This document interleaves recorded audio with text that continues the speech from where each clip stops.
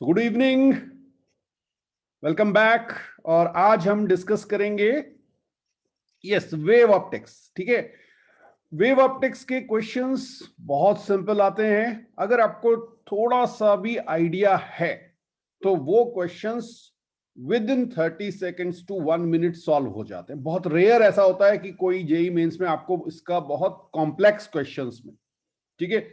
हाँ, तो simple questions बड़ी इजीली सॉल्व होंगे। हाँ, कॉन्सेप्ट्स आपको बिल्कुल क्लियर होने चाहिए। तो एक बार जल्दी से चलते हैं कॉन्सेप्ट्स देखने के लिए और शुरुआत करेंगे वेव ऑप्टिक्स की।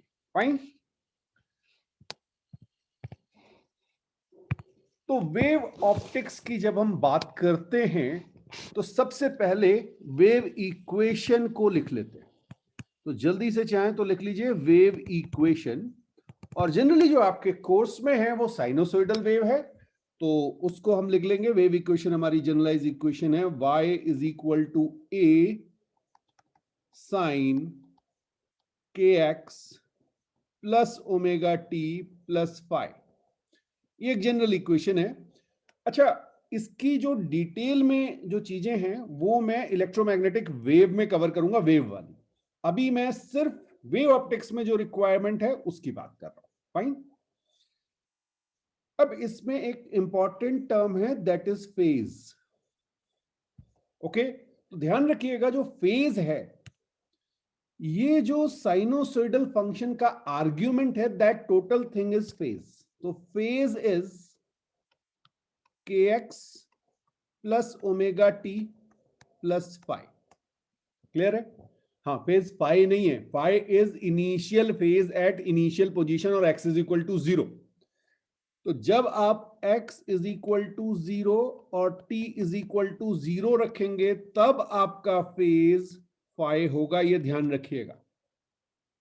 ओके। हाँ, लेकिन लेकिन लेकिन अभी एक चीज समझनी है आपको। आज के बाद जब फाई रेफर होगा तो फाई का मतलब होगा phase difference between two waves. समझ में आया? तो एक्चुअल में फाई जो है वो डेल्टा फाई, जैसे वो पोटेंशियल में करते थे ना। हाँ, यहां फाई अलग है, ये फाई अलग है। This phi is totally different, that is initial phase at x is equal to 0। और ये फेज जो है ये फेज डिफरेंस है, प्लीज ध्यान रखिएगा। ठीक है, एक एग्जांपल ले लेता हूं। सपोज मेरे पास एक इक्वेशन मैंने आपको दी है, y1 is equal to a1 sine kx1 plus omega t plus phi 1। ठीक है, और दूसरी इक्वेशन मैंने आपको दे दी a2 sine kx2 plus omega t plus phi 2। Suppose ये मैंने आपको दो इक्वेशन दी हुई हैं और साथ में मैंने आपसे कह दिया कि ये दोनों मेरे पास कोहेरेंट सोर्सेज हैं। सबने पढ़ा है कोहेरेंट सोर्स। कोहेरेंट सोर्स मतलब इनकी ओमेगा सेम होनी चाहिए एंड इनके बीच जो डेल्टा फाई है वो कांस्टेंट रहना चाहिए, वेरी नहीं करना चाहिए। इंटरफेरेंस तभी होगा जब आपके पास, या ये कह सकते हैं इंटरफेरेंस आपको तभी विजिबल होगा जब आपके पास डेल्टा फाई कांस्टेंट हो, फेज डिफरेंस फिक्स आ रहा हो। ठीक है, तो डेल्टा फाई कांस्टेंट होना जरूरी है। अब बात यह है कि ये डेल्टा फाई या फाई क्या है।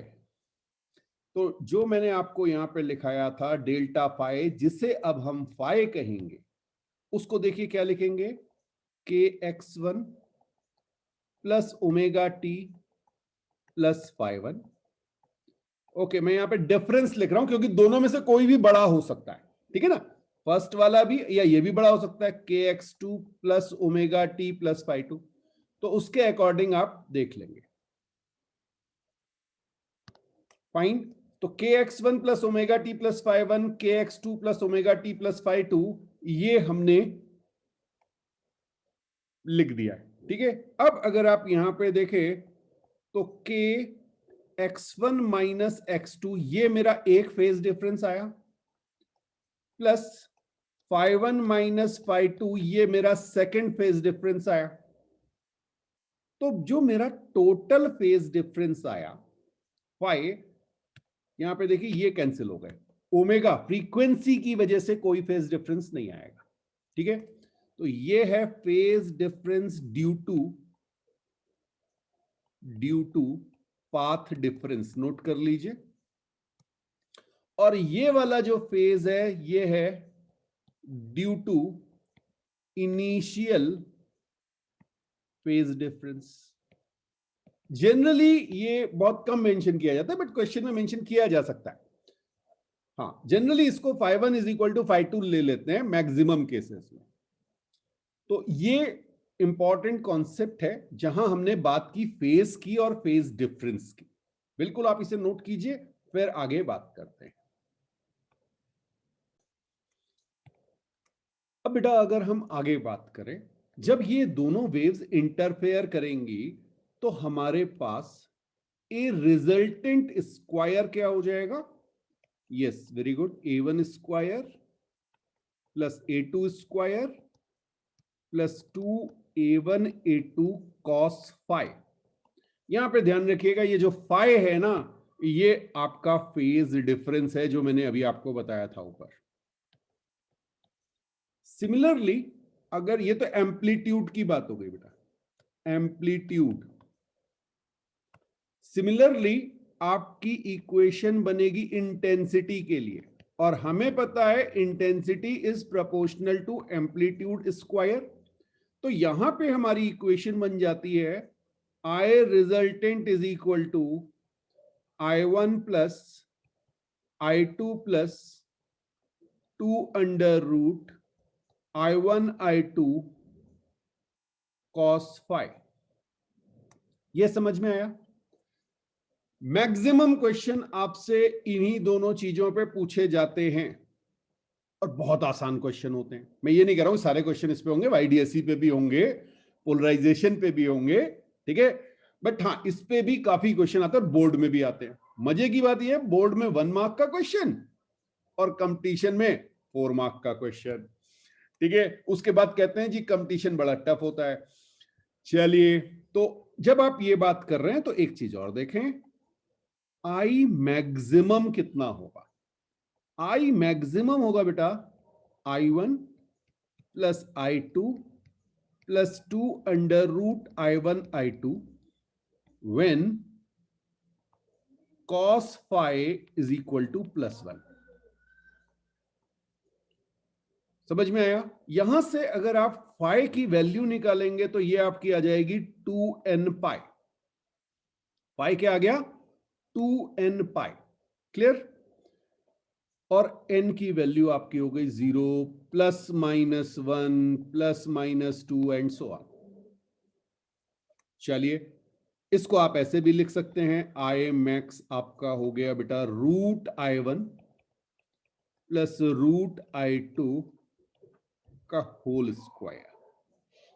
This is the maximum intensity we get when two waves interfere. Fine. Root I1 plus root I2 whole square. Similarly, I minimum is, अब मैं पूरा सॉल्व नहीं कर रहा हूं, डायरेक्टली लिख दे रहा हूं, root I1 minus root I2 whole square,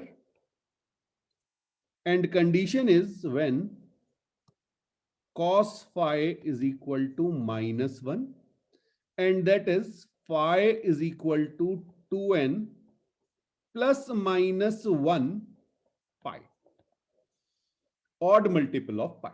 ठीक है, बेटर क्या होता है, देखिए दोनों से ही आपका आंसर आना चाहिए, लेकिन होता क्या है हम प्रेफर करते हैं, प्रेफर्ड, अभी बताऊंगा कि क्यों प्रेफर करते हैं, 2n माइनस 1 पाई। हाँ, जनरली हम इसे प्रेफर करते हैं। n is equal to 0 plus minus 1 plus minus 2। आप 2n प्लस 1 लिखेंगे तब भी आंसर वही आएगा, जो n इज इक्वल टू 0 के लिए आ रहा है वो n इज इक्वल टू 1 के लिए आने लगेगा।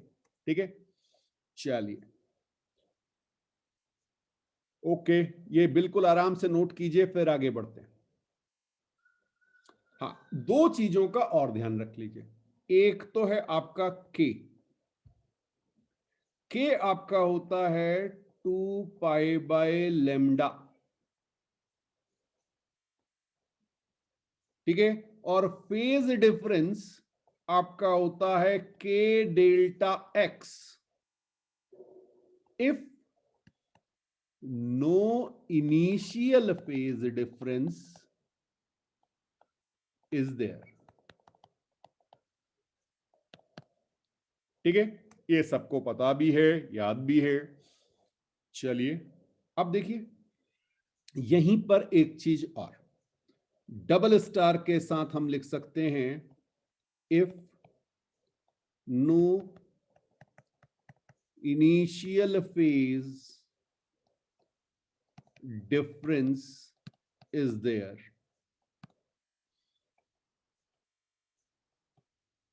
आई मैक्सिमम, या इसको आप जनरली क्या बोलते हैं, मैक्सिमा, ठीक है।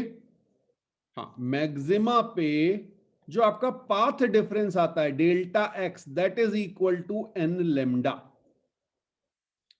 मैक्सिमा के लिए पाथ डिफरेंस एन लेमडा होगा, ये ध्यान रखिएगा, ठीक है। और मिनिमा के लिए जहां पर मिनिमम इंटेंसिटी होगी उसके लिए आपका डेल्टा एक्स होगा बेटा 2n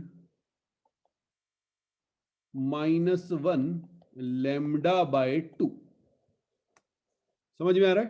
तो λ/2 का ऑड मल्टीपल और λ/2 का इवन मल्टीपल, ये कहानी चलती है। तो बेटा अब बात करेंगे YDSE की, Young's double slit experiment. Fine, तो जल्दी से मैं आपको यहां पर पहले एक्सपेरिमेंट आपको दिखा दूं कि ये हमारा एक्सपेरिमेंटल सेटअप है। यहां पे हमने डबल स्लिट ली हुई है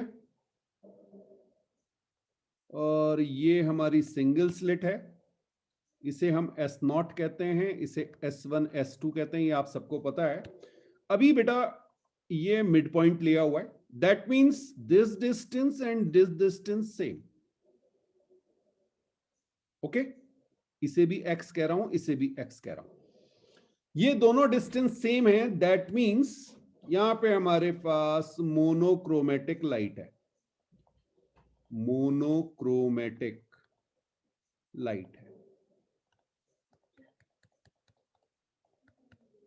ठीक है, ओके। अब एक हमने सामने रख दी स्क्रीन,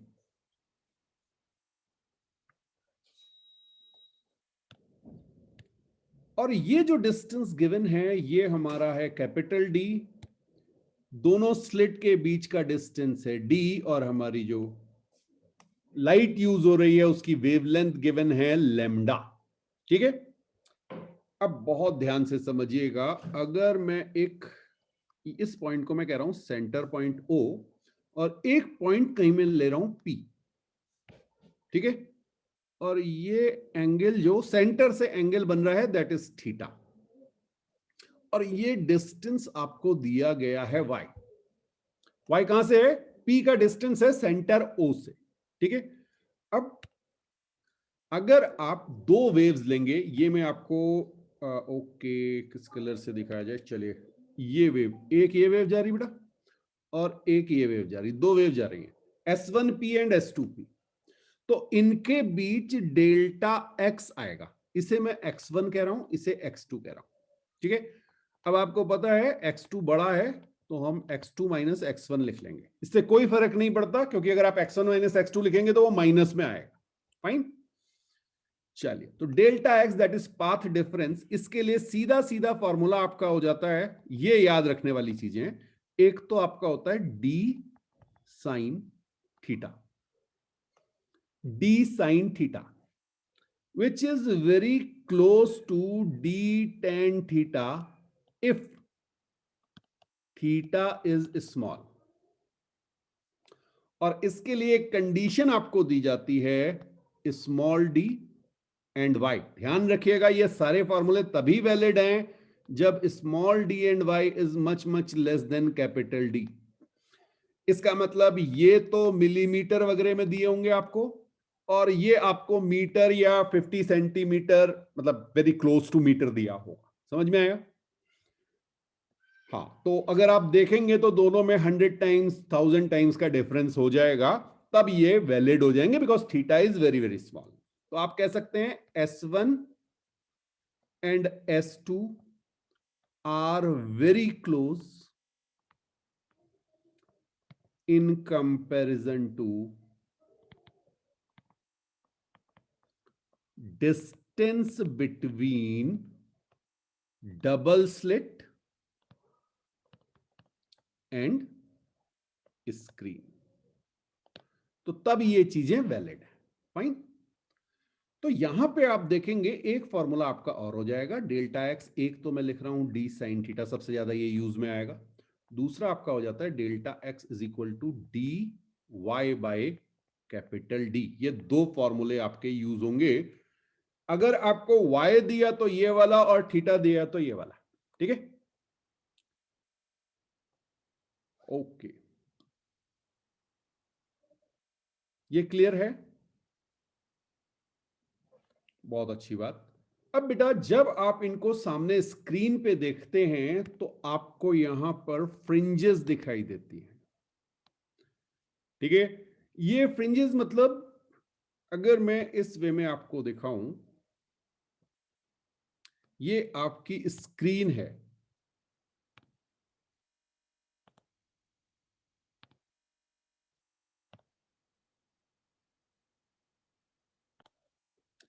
तो सपोज ये हमारे पास डबल स्लिट और स्क्रीन हमें दिखाई हुई है, डबल स्लिट एंड स्क्रीन। और इसमें अगर हम कहें φ1 इज इक्वल टू φ2, ये समझ में आया? इनिशियल फेज यहां पर S1 और S2 पर जो इनिशियल फेज है वो दोनों सेम दिए हुए हैं आपको। तो बेटा ये पॉइंट पर आपको मिलता है सेंट्रल मैक्सिमा। बिल्कुल ब्राइट लाइट यहां पे होती है। और इसी तरह से थोड़ा सा आप ऊपर जाएंगे तो आपको मिलेगा डार्क, फिर नीचे जाने पे भी dark, then again bright, then again bright. तो इनके जो नाम है ये आपका है फर्स्ट ब्राइट, और ये है आपका फर्स्ट डार्क।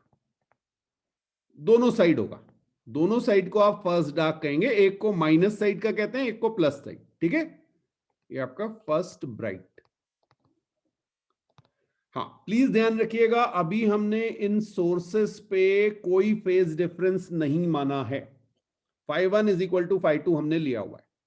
अब मैं यहां पर बात करूंगा nth डार्क और nth ब्राइट।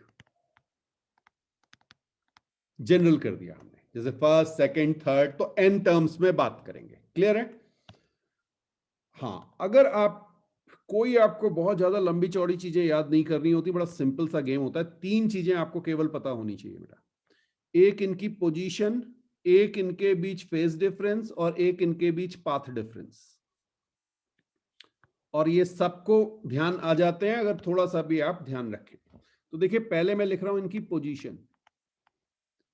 ठीक है, फिर मैं लिख रहा हूं डेल्टा एक्स, और उसके बाद मैं लिख रहा हूं फाइ। आप चाहें तो रिवर्स कर सकते हैं।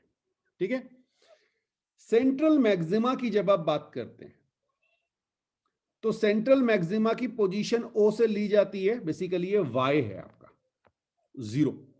ठीक, फेज डिफरेंस भी 0 और पाथ डिफरेंस भी 0। Is it clear? अब बात करेंगे फर्स्ट डार्क की। फर्स्ट डार्क को आप याद रखेंगे बीटा बाय 2।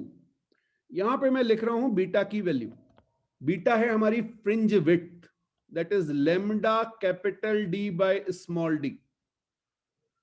और कई बार ये एंगुलर विड्थ के टर्म्स में बोली जाती है, that is lambda by D. ये दोनों फॉर्मूले याद होने चाहिए। अभी बता रहा हूं ये क्या क्या है। ठीक है, हाँ। अब फर्स्ट ब्राइट जो आती है वो कहां पे आती है बेटा? बीटा पे। इसी तरह से nth डार्क की जब आप बात करेंगे तो nth डार्क आएगी आपकी 2n - 1 बीटा बाय 2 पे। चेक कर लीजिए, एन की वैल्यू 1 डाल के चेक कीजिए बेटा, तो आप देखेंगे फर्स्ट डार्क जो है वो बीटा बाई 2 पे आ जाएगा, और nth ब्राइट जो आएगा वो n बीटा पे आता है। जस्ट चेक कीजिए। अब थोड़ा सा मैं आपको यहां पे बता दूं कि ये बीटा है क्या। देखिए, दो ब्राइट फ्रिंजेस कह लीजिए या दो डार्क के बीच का जो डिस्टेंस है that is beta. Distance between, actual में टू डार्क फ्रिंजेस के बीच होता है, क्योंकि डार्क फ्रिंज ही हमें डिफरेंशिएट करती है। अगर पूरा के पूरे लाइट होगी ना, डार्क फ्रिंज नहीं होंगी तो हमें फ्रिंजेस दिखाई ही नहीं देंगे, वो डार्क लाइन नहीं होनी चाहिए, मिनिमा होना जरूरी है। तो distance between two dark lines, yes, तो this beta is fringe width, ठीक है। और डार्क लाइन मतलब कंसेक्यूटिव वाली, हाँ, अगल बगल वाली, हाँ, पहली और चौथी मत ले लेना। ओके, तो अब आपको समझ में आ गया। और ब्राइट और डार्क जो कंसेक्यूटिव हैं, इनके बीच का डिस्टेंस कितना हो गया? Beta by 2। समझ में आया? चलिए, बहुत बढ़िया है। अब बात करेंगे फेज डिफरेंस की। तो भाई मिनिमा मिल रहा है। पहला मिनिमा कहां मिलता था? जहां पर पाई का फेज डिफरेंस आता था। और पहला मैक्सिमा कहां मिलता था? जहां पे 2 पाई का आएगा, 0 पे तो सेंट्रल मैक्सिमा मिलेगा, ठीक है। इसी तरह से जब आप nth डार्क की बात करेंगे तो ये आपका क्या हो जाएगा?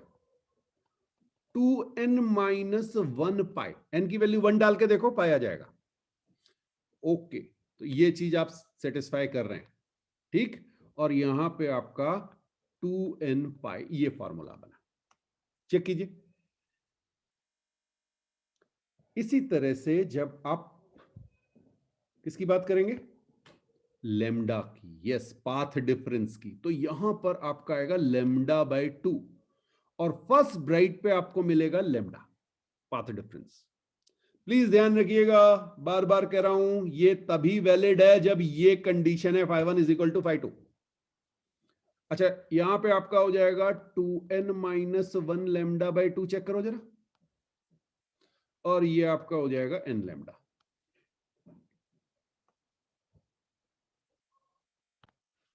अब बेटा एक चीज और समझते हैं, एंगुलर विड्थ।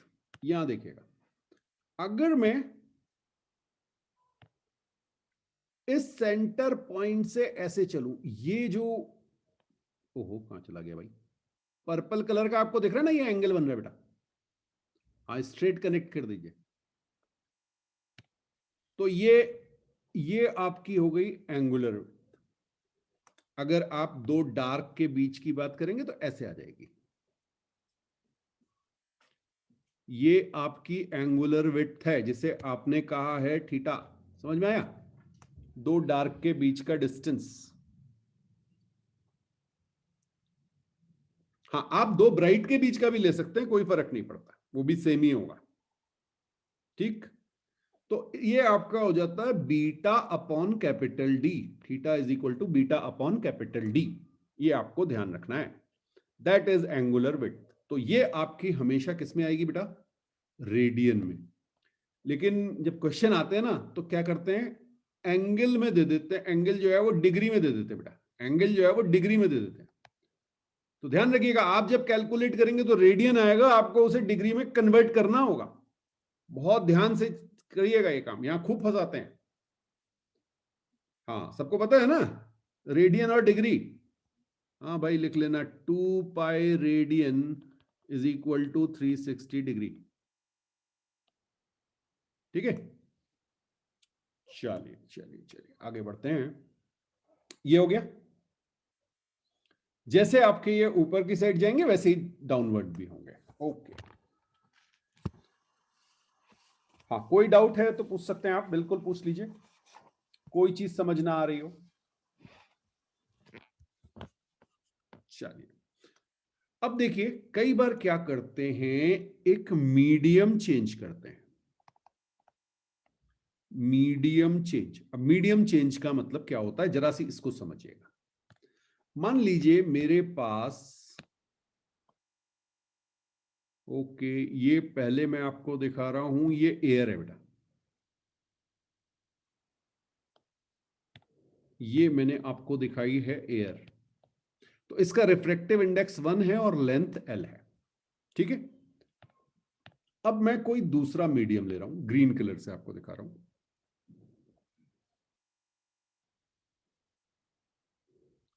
हाँ, इसका रिफ्रैक्टिव इंडेक्स मैंने ले लिया N1 और लेंथ इसकी भी L है, फाइन। और एक और दिखा देते हैं आपको, चलिए थर्ड भी ले लेते हैं। ये भी हमारी L लेंथ की एक मीडियम है। हाँ, यहां भी लेंथ L है लेकिन इसका रिफ्रैक्टिव इंडेक्स N2 है। अब समझिएगा बेटा, आपकी जो वेव है वो इस तरह से जा रही होगी,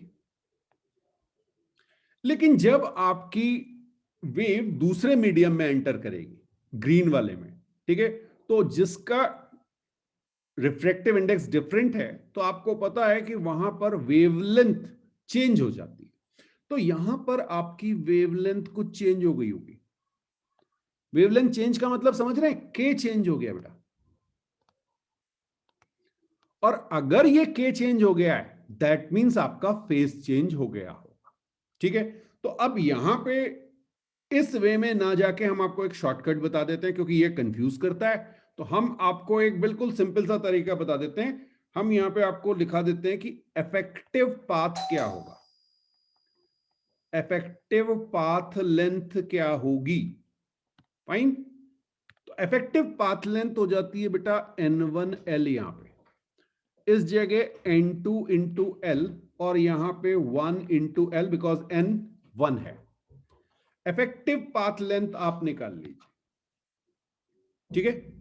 ये आपका x हो गया है। आप पाथ हमेशा जब भी आपको मीडियम दिया होगा तो आप n के साथ मल्टीप्लाई कर देंगे, तो आपका क्या आ जाएगा, इफेक्टिव पाथ, ठीक। अब अगर मैं आपसे कहूं कि इसको 1 कह लेते हैं, इसको 2 कह लेते हैं, इसको 3 कह लेते हैं, x1 minus x2। Obviously x2 ज्यादा है तो मैं डिफरेंस ले लेता हूं, ठीक है। हाँ, इसे मैं x2 माइनस x1 लिखूंगा। ये कितना हो जाएगा, जल्दी से बता दीजिए। ये हो जाएगा N1L माइनस 1 इंटू एल, या आप इसे सिंपली लिख सकते हैं N1 माइनस 1 इंटू एल। ये समझ में आया। इन दोनों में जो पाथ डिफरेंस आया, दोनों बराबर बराबर लेंथ चले थे, लेकिन रिफ्रैक्टिव इंडेक्स चेंज होने की वजह से दोनों में कुछ पाथ डिफरेंस आ गया, ठीक है। अच्छा, इसी तरह से अगर मैं आपसे कहूं delta x this, that is x3 minus x1, ये कितना हो जाएगा, x3 ये है बेटा मेरा, ठीक है। तो ये मेरा हो गया N2L minus L, that is N2 minus 1 into L। ये कहानी समझ में आई। और अगर मैं डेल्टा x कहूं थर्ड और सेकंड के बीच में, तो ये क्या हो जाएगा, N3L माइनस N2L। ये ध्यान रखिएगा, N3 minus N2 into L। अभी मैंने आपको लेंथ सेम दी हुई है, अगर लेंथ चेंज कर दी तो उसे भी चेंज कर लो। कहानी समझ में आ रही। चलिए, अब इसका यूज कहां पर आएगा भाई, ये तो मैंने आपको बता दिया कि ऐसे फॉर्मूला होता है। अब यूज कहां पे आएगा, इसका यूज आएगा बेटा, आपको डबल स्लिट दी होगी और कहा जाएगा कि यहां पर आपने एक टी थिकनेस का स्लैब जिसका रिफ्रैक्टिव इंडेक्स n है वो रख दिया। क्लियर। अब जरा सी समझिएगा बेटा, एक रे आपकी इससे होके जा रही है और एक रे आपकी यहां से होके जा रही है। अगर आप सेंटर की बात करते हैं, बिल्कुल सेंटर की, ठीक है, तो यहां पर आइडियली अगर ये स्लैब नहीं होता, एयर में चल रहे होते, तो फेज डिफरेंस कितना आता, 0। लेकिन अब ये 0 फेज डिफरेंस नहीं होगा, बिकॉज इसकी वजह से कुछ एडिशनल फेज डिफरेंस आएगा। समझ में आ रहा है। ओके, अब ध्यान रखिएगा, delta x due to slab और film of thickness T and refractive index n. ठीक है, ये आपका होता है n-1 इंटू टी। अभी अभी हमने ऊपर देखा था, ये देखिए ये वाला एयर और इसमें जो डिफरेंस आया था ये आया था। तो यहां पर बस थिकनेस टी हो गई, n जो है मीडियम का रिफ्रैक्टिव इंडेक्स और 1 जो है वो एयर का रिफ्रैक्टिव इंडेक्स। इस तरह से आप इसे सॉल्व करते हैं। क्लियर? नेक्स्ट जो है वो कई बार आपको क्वेश्चन मिलते हैं,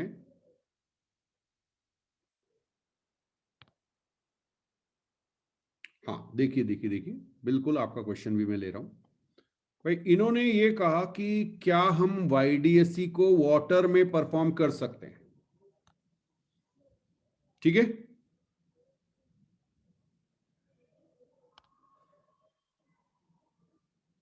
ये आपका आया बेटा। टी जो है वो आप विड्थ लेते हैं इसकी। हाँ, यहां पे ग्लास स्लैब की जब आप बात कर रहे हैं तो आपको वो एंगल नहीं लेना बेटा, एंगल तो वैसे ही बहुत छोटा है। हाँ देखिए, डायग्राम बनाने में आपको ये लग रहा है कि ये डिस्टेंस और ये डिस्टेंस दोनों में फर्क है ना, बट एक्चुअल में ये पॉइंट तो बिल्कुल यहां पर है, तो ये बिल्कुल सीधे ही जा रही है, इसलिए इसकी चिंता मत करना, ये खाली टी लेना। हाँ हाँ हाँ, ज्यादा परेशान मत होना। ठीक है, अच्छा अब ये एक क्वेश्चन आया बेटा कि अगर आपके पास ये पूरा जो है ये वाटर है, ये लीजिए, ये पूरा मैंने वाटर कर दिया भाई। अब जरा सोचो क्या होगा यार, कोई फर्क नहीं पड़ना है। अभी ये डिस्टेंस x है, ये डिस्टेंस x है, यहां पर सेंट्रल मैक्सिमा ही तो बनेगा, तो कोई चेंज आएगा ही नहीं। क्वेश्चन में मजा तब आएगा जब मैं कहूंगा भाई ये एयर है और ये ऊपर वाटर है। कुछ कर दिया ऐसा अरेंजमेंट, फिजिक्स में तो हम बहुत कुछ कर देते हैं समझ में आया? तो अब ये डिस्टेंस जो आपका चलेगा ये तो एयर हो जाएगी और ये आपका n हो जाएगा। लेंथ l और l है, तो डेल्टा x आपका, सेंटर की बात कर रहा हूं, सेंटर पे डेल्टा x कितना आ जाएगा? n-1 into l। कहानी समझ में आ गई? हाँ, ये वाला ज्यादा डिस्टेंस कवर करेगा, मोर पाथ और मोर length of path.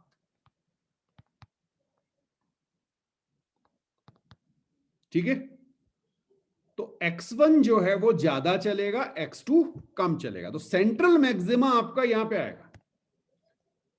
Central maxima जहां डेंसर है उसकी ओर शिफ्ट होगा, सेंटर से सेंट्रल मैक्सिमा शिफ्ट हो जाता है बेटा। क्लियर?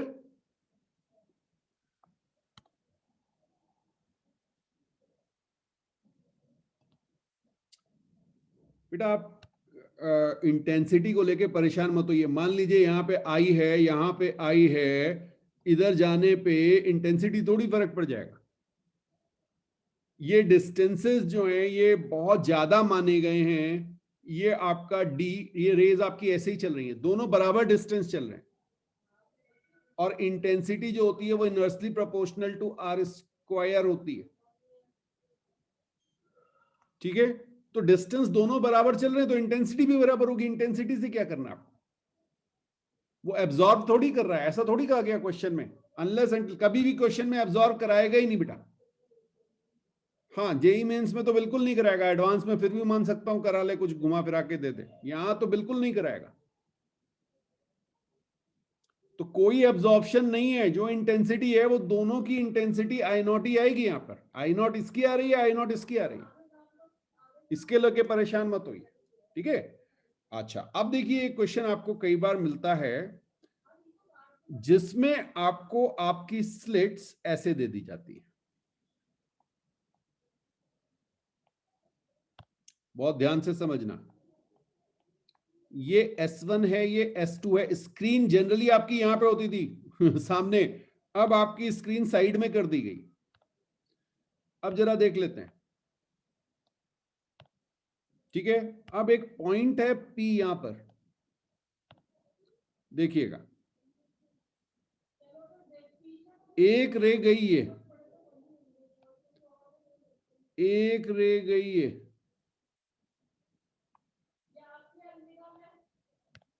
ठीक है।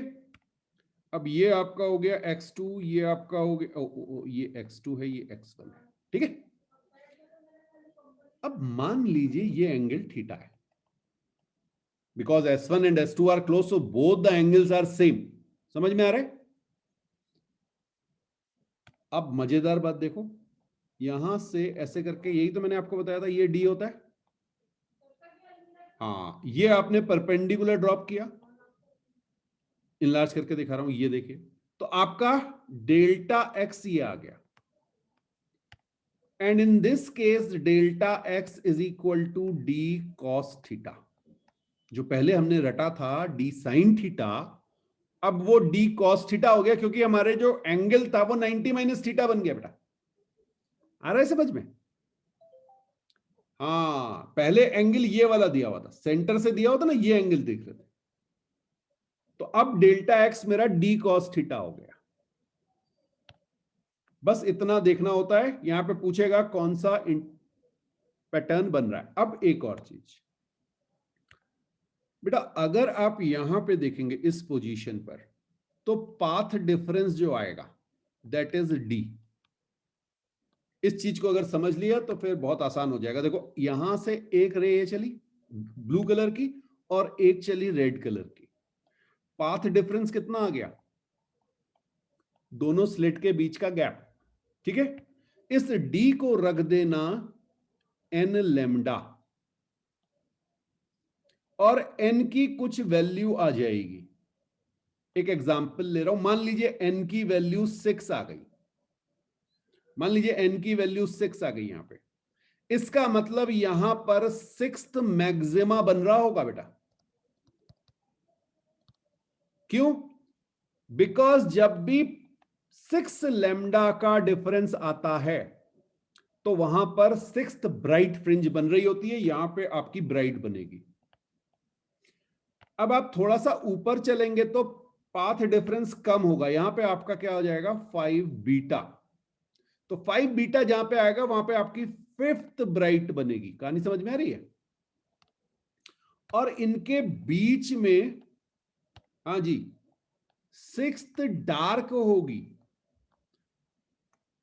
और ये जो सेंटर है ना, यहां पे 0 मैक्सिमा आता है, वो कभी नहीं आएगा क्योंकि ये लाइन आपकी डिस्टेंस दी हुई है। समझ में आया? तो एक क्वेश्चन आपको इस तरह का जरूर मिलेगा, यहां पर ध्यान रखिएगा, थीटा इज इक्वल टू 0 में, जब थीटा इज इक्वल टू 0 है तो एन आपका मैक्सिमम होगा।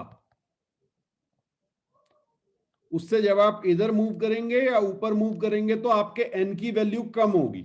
एन समझ रहे हैं कौन सा मैक्सिमा बन रहा है? जबकि जब आप डबल स्लिट की बात करते हैं, YDSE की स्टैंडर्ड की, तब आप जब बात करते हैं ये थीटा इज इक्वल टू 0 पे, ये आपका होता है थीटा इज इक्वल टू 0, यहां पे आपका एन जो है वो 0 आता है, दैट इज मिनिमम।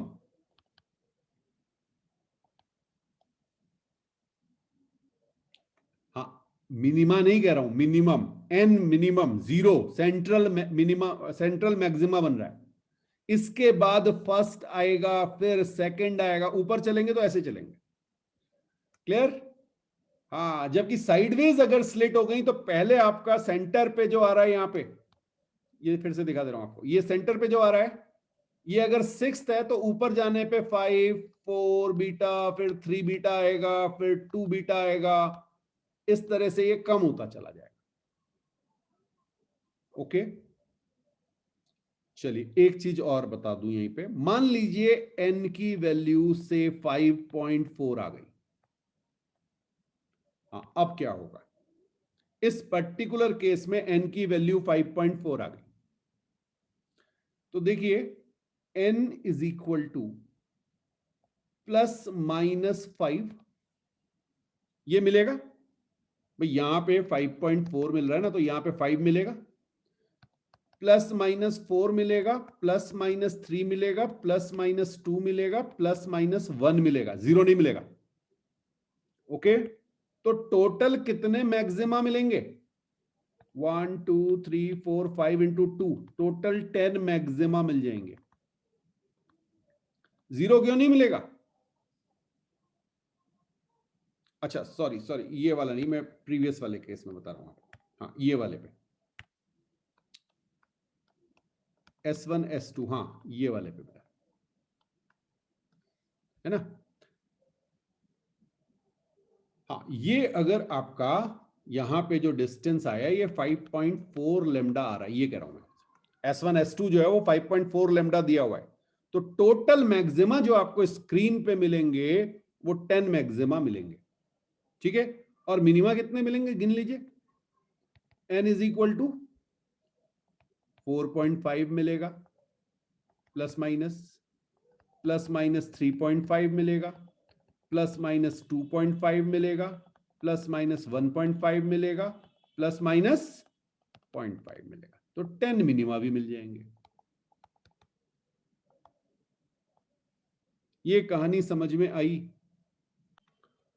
अब बेटा ये YDAC आपको दिया गया है, ठीक है, और इसमें वो आपसे पूछेगा नंबर ऑफ मैक्सिमा बता दीजिए ऑन स्क्रीन, कितने मैक्सिमा आपको स्क्रीन पे दिख रहे होंगे, ठीक है। अब देखिए इसको सॉल्व करने का एक तरीका आपको बता दूं। आपको पता है आपका जो पाथ डिफरेंस होता है वो d sin थीटा होता है, ठीक है। आप d sin थीटा को लिख दीजिए n लेमडा, एक लाइन में आपका आंसर आएगा, कोई टेंशन की बात नहीं है। d sin theta is equal to n lambda लिख दीजिए। ये किसके लिए लिख रहा हूं मैं? फॉर मैक्सिमा, ये समझ में आया। और आपको पता है sign theta can never be greater than 1, okay. तो यहां से आपकी कंडीशन बन गई n lambda by d can never be greater than 1, clear. n lambda by d can never be greater than 1, यहां से आप कैलकुलेट कर लीजिए आपका n कितना है, कैलकुलेट n। अब जब आप n कैलकुलेट कर लेंगे, मान लीजिए फिर से n जो है आपका वो 5.4 आ गया, इस कंडीशन के लिए n जो है आपका 5.4 आ गया। अब जरा देखिएगा, आपके पास 0 भी अवेलेबल है पहला, फिर प्लस माइनस 1, फिर प्लस माइनस 2, फिर प्लस माइनस 3, फिर प्लस माइनस 4, फिर प्लस माइनस 5, समझ में आया। तो टोटल 11 मैक्सिमा पॉसिबल होंगे।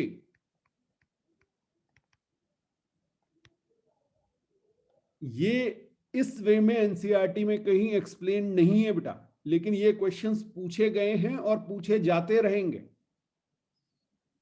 ठीक। ओके, एक और कॉन्सेप्ट है, number of fringes in length L, ठीक। तो ये बड़ा आसान सा है, L बाय बीटा कर दीजिएगा, आपका आंसर आ जाएगा। तो इतनी चीजें हैं आपकी जो YDAC में पूछी जा सकती। इसके अलावा एक दो छोटे छोटे से और हैं, ये भी देख लीजिए। मान लीजिए कई बार आपको ऐसे दिया होगा,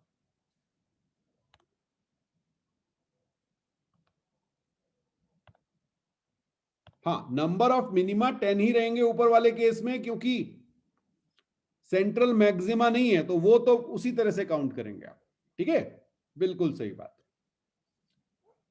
अब देखिए यहां पर मान लीजिए मैंने आपसे कहा कि आपके पास जो रेज आ रही है ना, वो किसी एंगल पे डिस्टेंट ऑब्जेक्ट से आ रही है, ऐसा क्वेश्चन दिया होगा, डिस्टेंट ऑब्जेक्ट से रेज आ रही है आपके पास ऐसे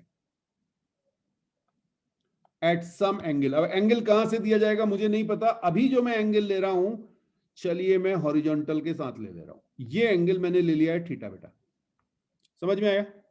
ये डिस्टेंट सोर्स है, जब भी आपको डिस्टेंट सोर्स किसी एंगल पे दिया जाए तो इस फॉर्मूले को अप्लाई कर लीजिएगा। अब बेटा यहां से इस पे परपेंडिकुलर ड्रॉप कीजिए, अब इसको बहुत ध्यान से समझो ना यार, ये देखो इससे पीछे जितना भी डिस्टेंस चला वो बराबर है, तो पाथ डिफरेंस कितना आ गया ये, तो ये डेल्टा एक्स आ गया। कहानी समझ में आई? अच्छा, ये आपका डी होता है। अगर ये थीटा है तो ये वाला एंगल थीटा होगा, चेक करो।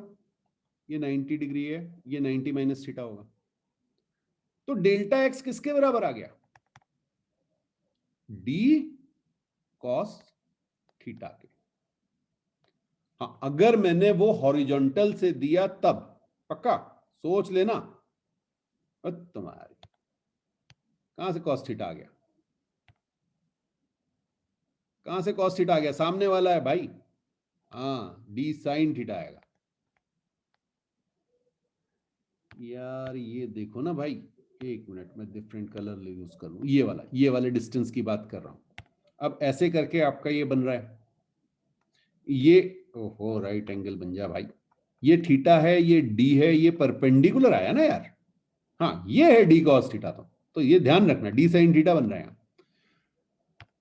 हाँ बिल्कुल सही बात है। अगर यही एंगल मैंने इसके साथ दे दिया होता, ये अल्फा कर दिया होता, अब क्या होता?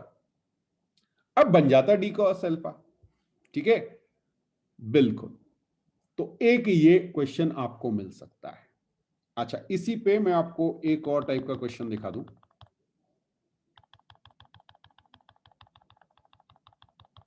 हाँ बिल्कुल, आप इसे नोट कर लीजिए।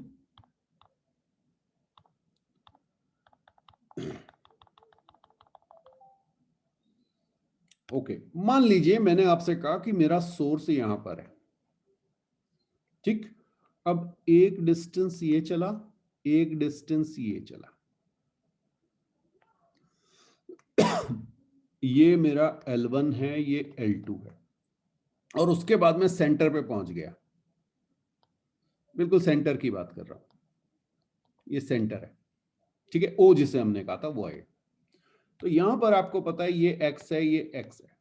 तो बेटा यहां टोटल पाथ डिफरेंस क्या करेंगे? यहां से S से लेके O तक का सीधे पाथ डिफरेंस निकाल लो। जनरली दिमाग में क्या आता है? पहले यहां φ1 निकालो, फिर यहां φ2 निकालो। कोई जरूरत ही नहीं है आपको। अगर यहां पर टोटल पाथ डिफरेंस चेक करना है, डेल्टा एक्स को आप लिख दीजिए L1 plus x minus L2 plus x, that is equal to L1 minus L2। समझ में आया? और जो फेज डिफरेंस आया वो आ गया 2 पाई बाय लेमडा के की value into L1 minus L2। ये आपका फेज डिफरेंस आ गया। इंटेंसिटी के फॉर्मूले में डालिए, एक लाइन में आपका आंसर आ जाएगा। ठीक है जी।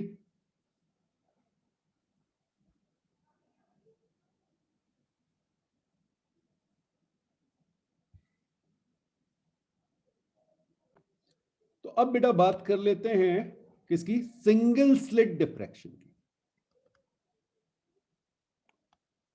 सिंगल स्लिट या डिफ्रैक्शन के नाम से आप इसे जानते हैं।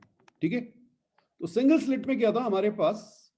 बहुत सिंपल सा इसका कॉन्सेप्ट था कि हमारे पास मान लीजिए एक सिंगल स्लिट है, और जब हम यहां पर स्क्रीन रखते हैं तब भी हमें डार्क और ब्राइट फ्रिंजेस दिखाई देती हैं, बट उनकी इंटेंसिटी रिड्यूस होती जाती है। ठीक है, अब देखिए यहां पर आपका सेंट्रल ब्राइट बनता है, ये आपका सेंट्रल ब्राइट दिख रहा होता है।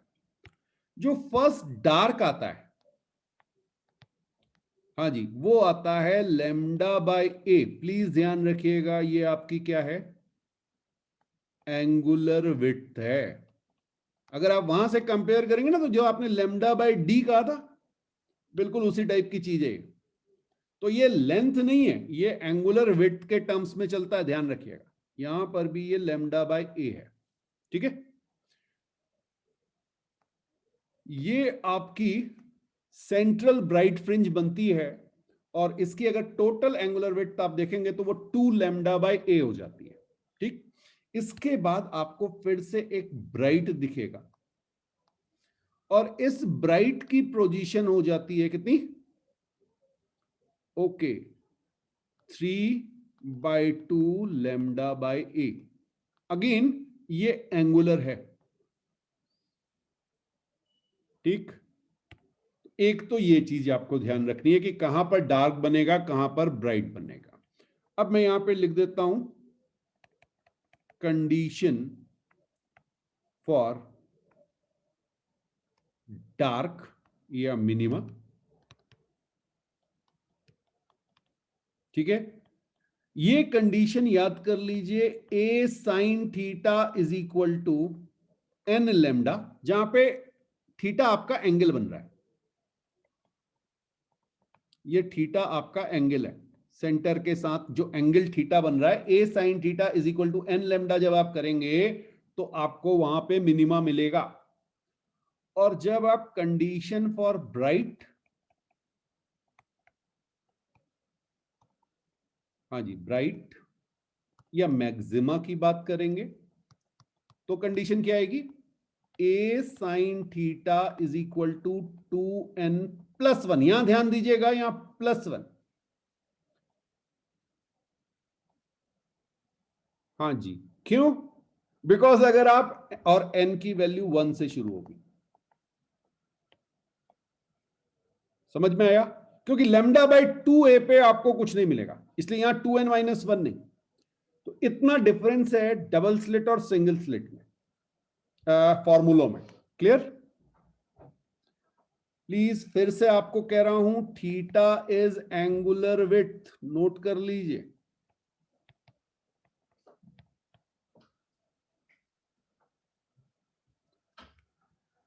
तो सिंगल स्लिट में इससे ज्यादा कुछ नहीं आता है। हाँ, पोलराइजेशन से आपको दो लॉ थे हमारे, याद होंगे आपको।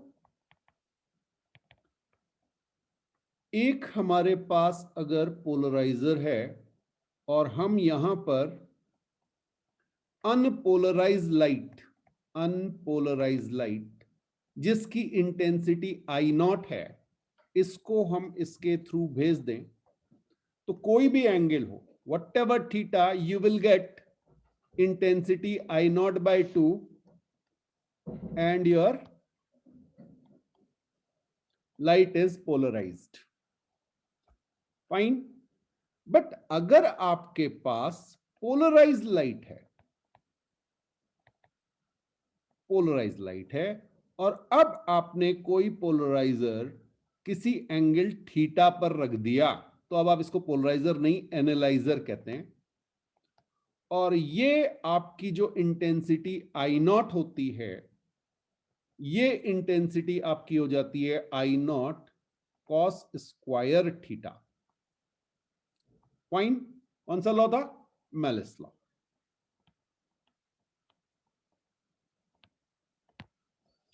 तो एक तो इस पे सीधा सीधा क्वेश्चन आपको मिलता है, और दूसरा ब्रूस्टर एंगल, जहां पर आप रिफ्लेक्शन और रिफ्रैक्शन की बात करते हैं, इस पे मिलता है। तो अगर आपके पास एक मीडियम चेंज हो रहा है, सपोज ये आपके पास एक मीडियम है,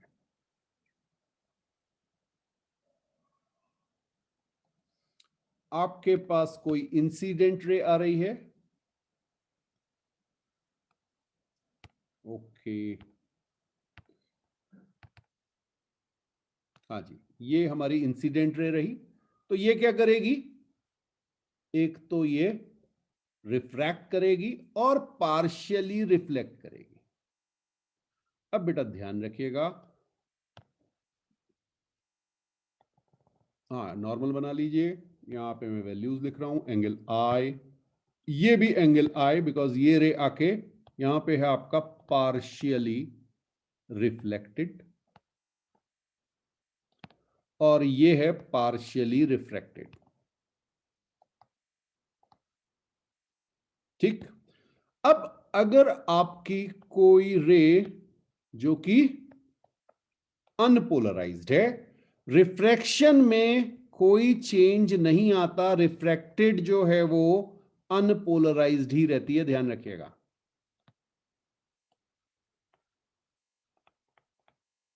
फाइन।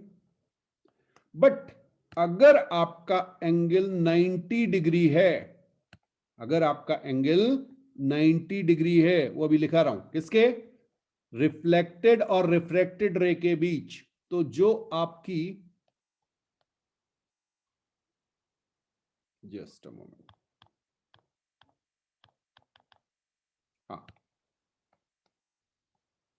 रिफ्लेक्टेड रे है वो आपकी पोलराइज्ड हो जाएगी। ठीक, लिखा रहा हूं सिंपल। ब्रूस्टर लॉ था ये। ब्रूस्टर लॉ कहता था I plus R is equal to 90 degree if I plus R। Please ध्यान रखिएगा ये एंगल ऑफ रिफ्रैक्शन है, एंगल ऑफ रिफ्रैक्शन, रिफ्लेक्शन नहीं है। अगर ऐसा है then reflected ray is polarised. और यहां पे अगर आप देखें तो स्नेल्स लॉ जो आपका होता है वो sine I by sine 90 minus I is equal to n, ये बन जाएगा। तो यहां से सिंपली tan I, कई बार इसे IB या IP लिख देते हैं, ब्रूस्टर एंगल या पोलराइजिंग एंगल। तो tan IB is equal to n। इस पे स्ट्रेट क्वेश्चन मिलते हैं, तो कई बार मिले हैं, आगे भी मिल सकते हैं, तो ये ध्यान रखिएगा।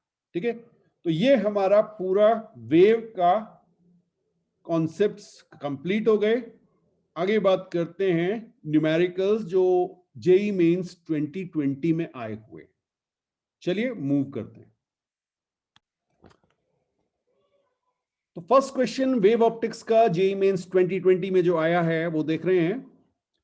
इन a double slit experiment at a certain point on the screen, the path difference between two interfering waves is 1/8 of wavelength. Okay, delta x is equal to lambda by 8 given है। The ratio of intensity of light at that point to that at the center of a bright fringe. Okay, और option आपको दिए गए हैं 0.672, 0.568, 0.7। Okay, जो भी option दिए हुए हैं, सबसे पहले हम इंटेंसिटी निकाल लेते हैं। भाई इस पॉइंट पे तो निकाल ही ले पहले। तो अगर मेरे को डेल्टा एक्स दिया हुआ है तो इंटेंसिटी निकालने के लिए मुझे क्या चाहिए बेटा? पाई चाहिए। और पाई मैंने आपको बताया था 2 pi by lambda into delta x, that is lambda bye 8। यहां से लैम्डा और लैम्डा हमने कैंसिल किया, तो ये मेरे पास फेज डिफरेंस आ गया मेरा pi by 4। Is it clear? अब जरा सी ध्यान रखिएगा, हमने आपसे कहा था I resultant is equal to I1 plus I2 plus 2 under root I1 I2 cos phi. But यहां पर आपको दिया होता है I1 is equal to I2 is equal to I0। ठीक है, ये सबको फॉर्मूला याद है। मैं यहां पर आपको कुछ प्रिकॉशन के लिए कहना चाहूंगा, 2I0 1 plus cos phi. Formula ऐसे लिखिएगा, कॉस स्क्वायर 5/2 वाला मत याद कीजिएगा, वो परेशान करता है। बता रहा हूं क्यों? क्योंकि कई बार आपको ना वो हाफ एंगल, मान लीजिए यहीं पे देखिए 45 डिग्री का एंगल है, आप कॉस स्क्वायर 5/2 लिख दोगे, कॉस स्क्वायर 22.5 आ जाएगा। अब फिर आप सर घुमा रहे होगे, यार ये क्या हो गया। ठीक है, तो हमेशा फॉर्मूले को इस वे में याद रखिए, ज्यादा आसान रहेगा। 2I0 1 plus cos phi. Clear?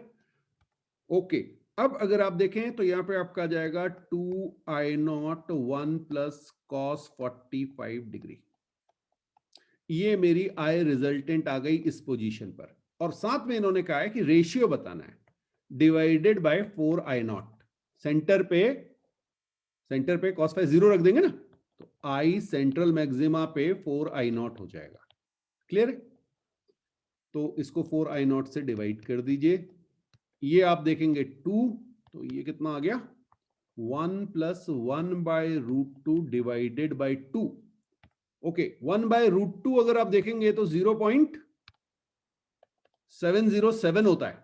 ठीक है, तो 1.707 डिवाइडेड बाय 2, और बिल्कुल सही बात है आपकी, डी आंसर आ गया, है ना? है सिंपल। ओके, तो डी आंसर आ गया बेटा, वेरी गुड। तो ये आपका जेई मेंस का क्वेश्चन है। ये देखिए, सेकंड देखिए, Okay. In a Young's double slit experiment, light of 500 nanometer is used to produce an interference pattern. When the distance between the slit is 0.05 millimeter, the angular width in degree, यहां ध्यान देना, यही गड़बड़ होती है, of the fringes formed on the distance screen is close to. ठीक है, हाँ, अप्रोक्सीमेटली दिया हुआ है. तो भाई पूछा क्या यार, एंगुलर विड्थ पूछी, और एंगुलर विड्थ का हमें फॉर्मूला पता है, theta is equal to lambda by d. अब लैम्डा भी गिवन है, 500 into 10 to the power -9 metre, और डी गिवन है 0.05 मिलीमीटर है, तो 10 टू द पावर -3 मीटर कर दूं. अब देखो भाई, मीटर से तो मीटर गया, ओहो ये कितना आ गया. अच्छा, अगर हम इसको हटा लें तो ये 10 टू द पावर -5 हो जाएगा, 10 टू द पावर 4 आ जाएगा. तो ये आपका कुछ गड़बड़ कर दिया मैंने क्या? हाँ बिल्कुल ठीक है आपका. तो ये नीचे आ जाएगा ना, 5 से ये 100 आ गया, -4, 1/100 आ रहा है. 1/100 रेडियन, 1/100 रेडियन आया है बेटा. आपको पूछा क्या गया है डिग्री में. आप मजा तब आता ना, यहां तो देखिए फिर भी आप बच गए. अगर वो 0.01 डिग्री लिख देता तो आधे लोग तो इसको टिक कर चुके होते.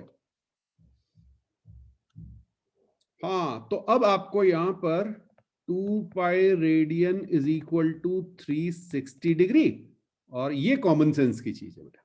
ठीक है, तो 1/100 रेडियन आपका कितना आ जाएगा, 360 डिवाइडेड बाय 2 इंटू 3.14 इंटू 1/100. ये आ रहा है मेरा आंसर. तो इसको अगर मैं सॉल्व कर रहा हूं तो 360 बाय 314, 628 कुछ ऐसा आ रहा है. ठीक है, ऑब्वियसली ये 314 ज्यादा है, तो 0.5 से ज्यादा आएगा, और ये सी आंसर होना चाहिए. 0.57 डिग्री ये वाला आंसर होना चाहिए. 0.57 डिग्री आंसर है इसका.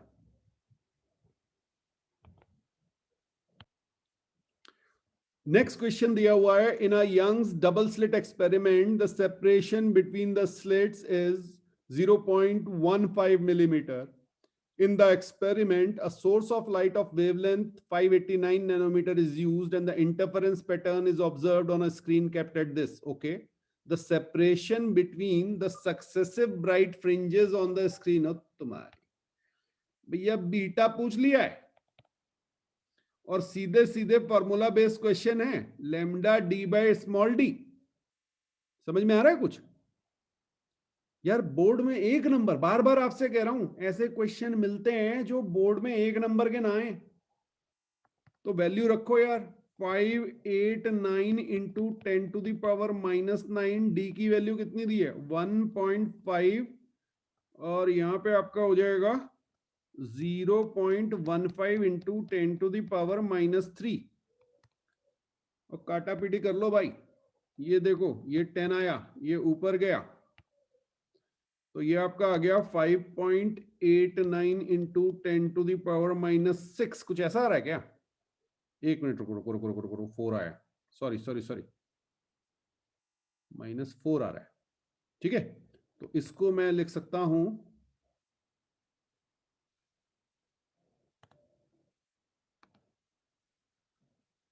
हाँ कहीं मैंने पावर में गड़बड़ कर दी. एक मिनट देख, रुक जाओ रुक जाओ रुक जाओ. हाँ भाई, ऐसे क्वेश्चन में ये गलती नहीं करनी है. तो ये आपका 5.89 मिलीमीटर आ रहा है क्या? तो 5.9 मिलीमीटर अप्रोक्सीमेटली ये आ रहा है आंसर, और ये हमारे पास है, बिल्कुल है यहाँ पे. ठीक है, हाँ यार वैसे तो देखो कुछ और सोचने की जरूरत ही नहीं थी, क्योंकि 5.9 में आंसर ही एक आ रहा था. तो 3.9, 4.9, 6.9 तो कैलकुलेट भी नहीं करना था, 5.89 देखा या सीधे यहीं पे देख देना.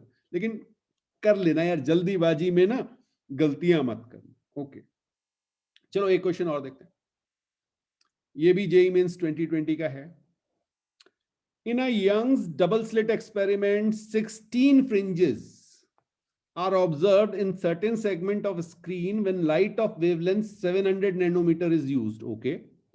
If the wavelength of light is changed to 400 nanometer, अच्छा, the number of fringes observed in same segment of screen, अच्छा, यानी आपके पास मान लीजिए स्क्रीन पे कोई लेंथ दी हुई है L, ओके, तो हमने आपको एक फॉर्मूला दिया था L is equal to N beta, N is number of fringes, beta is fringe width, यही तो होगा फॉर्मूला।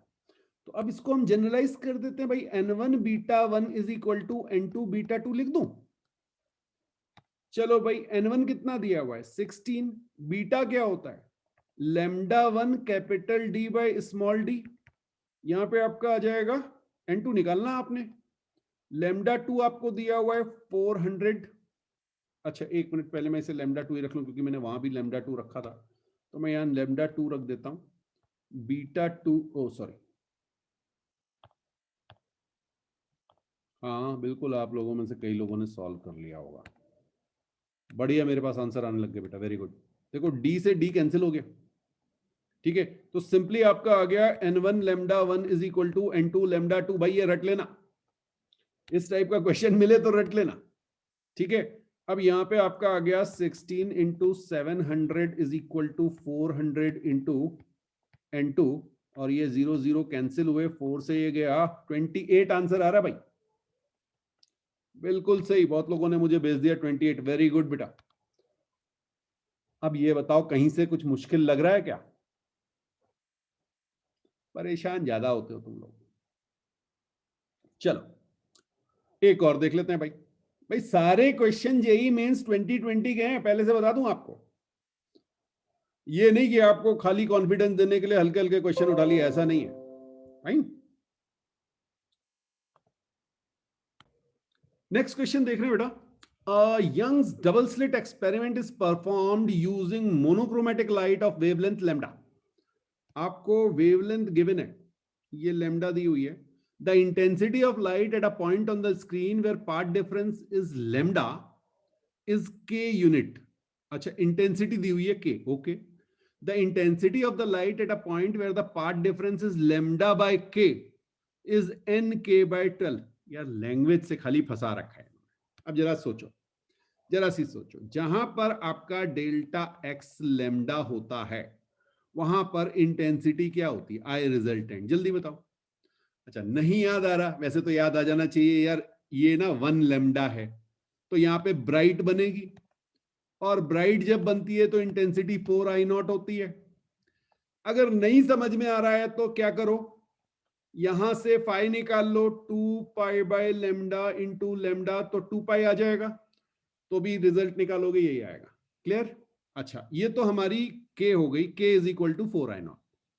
अब उसने कहा एक और जगह जहां पे पाथ डिफरेंस लैम्डा बाय के है, अब डेल्टा एक्स डैश आपको दिया हुआ है लैम्डा बाय 6, फाइन, तो यहां पर फेज डिफरेंस कितना हो गया बेटा, 2 pi by lambda into lambda by 6, lambda से लैम्डा कैंसिल हो गया, ये आपका पाई बाय 3 आ गया, ठीक है, ये फेज डिफरेंस आया, बिल्कुल देखिए आपका आंसर भी आ गया कई लोगों का, बहुत बढ़िया बेटा।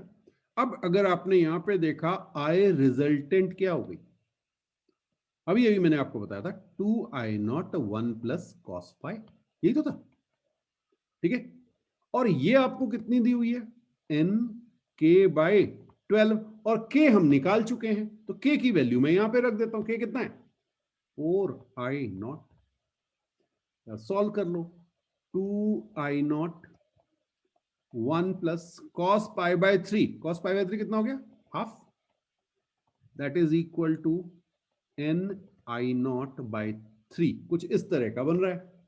अब यहां से आप देखेंगे तो ये बेटा आपका आ जाएगा 3 I naught is equal to n I naught by 3, check करो, यहां से आई नॉट कैंसिल हुआ, और बिल्कुल किसी ने आंसर मुझे पहले ही भेज दिया था, N is equal to 9 calculate करके, बहुत बढ़िया बेटा, इसी स्पीड में आपको ये कैलकुलेट करने हैं, और खुद देखिए ये हलवा क्वेश्चंस हैं, बिल्कुल कोई मुश्किल नहीं है इनमें,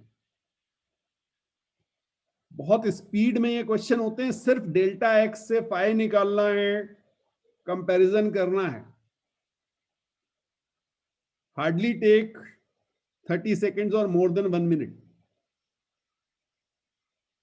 इससे ज्यादा टाइम नहीं लगता। क्वेश्चन पढ़ने में जितना टाइम लग गया वो लग गया, ठीक है। हाँ, बस ओवर कॉन्फिडेंस के साथ मत जाना, नहीं तो मार खाओगे। नेक्स्ट देखिएगा, interference fringes are observed on a screen by eliminating two thin slits 1 millimeter apart. Okay, D आपको दे दिया गया 1 millimeter. लैम्डा आपको गिवन है 632.8 nanometer. Okay, the distance between the screen and the slit is 100 centimeter, तो ये 1 meter आपको दे दिया गया. Okay, if a bright fringe is observed on the screen at a distance 1.27 millimeter from the central bright fringe, okay, ये O जो था यहां से यहां पर कुछ ब्राइट फ्रिंज दी हुई है बेटा, ठीक है। ये डिस्टेंस दिया हुआ, अरे ये डिस्टेंस क्या था यार, ये डिस्टेंस हमारा y था, तो y हमें दिया हुआ है 1.27. ओके, अब पूछा क्या है इसने, देन द पाथ डिफरेंस पूछा है, पाथ डिफरेंस. ओके, अरे delta x is equal to D Y by capital D, ये होता है। लैम्डा की तो रिक्वायरमेंट ही नहीं है मेरे हिसाब से, चलो करके देख लेते हैं। तो यहां से अगर मुझे निकालना क्या है, डेल्टा एक्स ही निकालना, तो वैल्यू डालो बस। डी क्या हो गया, 10 to the power -3. ओके, फिर आपका y क्या आया, 1.27 into 10 to the power -3 by D कितना आया, डी है कहीं, डी कहां गया, 1 मीटर. ओ हो, क्या बात है, 1.27 माइक्रोमीटर, डी आंसर आ गया बेटा. अब इससे हलवा क्या लोगे यार, खुद देखो, ठीक है। हाँ, आप थोड़ा सा इसमें बहक सकते थे, कैसे, आप पहले बीटा निकालते, फिर आप y बाय बीटा करके n निकालते, और फिर आप n लैम्डा करते, तो वो थोड़ा सा लेंदी हो जाता, इसलिए ये क्वेश्चन दिया था. Lambda is not required. हाँ, यहां पर अगर आपको ये समझ में आ गया ना कि मेरे पास तो भाई जो चीजें, इसीलिए मैंने यहां देखिए लिखी थी चीजें कि हमें क्या क्या गिवन है, हम डायरेक्टली उनसे पाथ डिफरेंस का फॉर्मूला ढूंढ सकते हैं.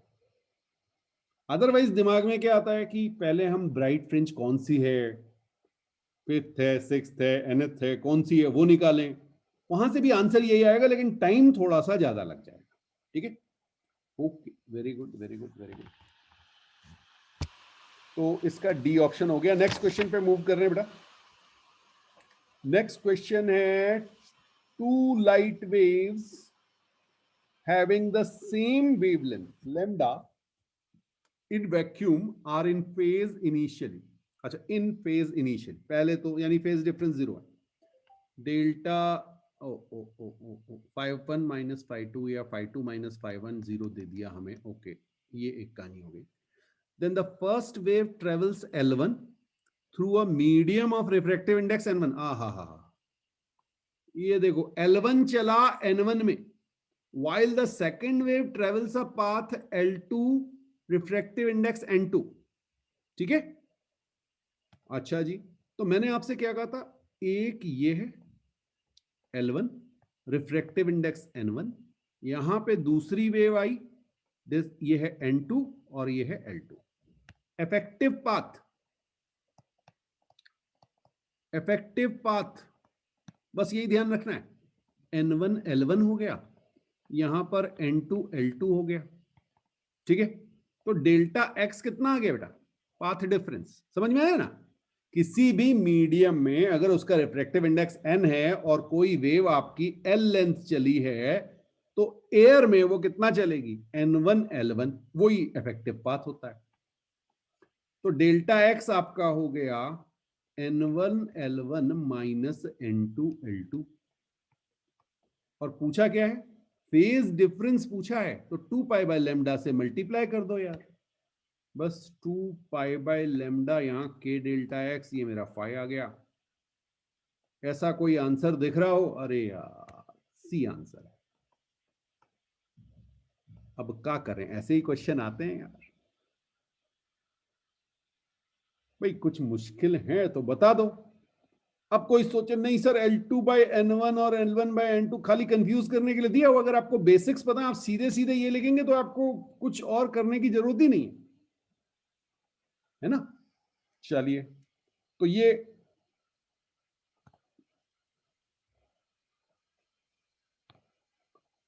हाँ, तो L2/N2 माइनस L1/N1 ऐसा है कहां? बिल्कुल हो सकता है, लेकिन ऑप्शन कहां है? ऑप्शन कहां है बेटा? बिल्कुल, देखिए एक क्वेश्चन आया, इन्होंने कहा सर ये N2L2 माइनस N1L1 हो सकता था। बिल्कुल हो सकता था, बिल्कुल हो सकता था। इसका मतलब ये वाला फेज ज्यादा है, ठीक है। हाँ, अगर यहां पर कहीं पर ये ना लिख के N2L2 माइनस N1L1 लिखा होता 2π/λ, तो ये वाला करेक्ट हो जाता। दोनों इसीलिए नहीं दिए ना उसने, कोई एक ही तो देगा।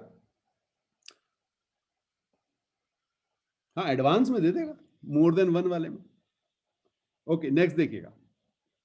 In a Young's double slit experiment, 15 fringes are observed on a small portion of the screen when light of wavelength 500 nanometer is used.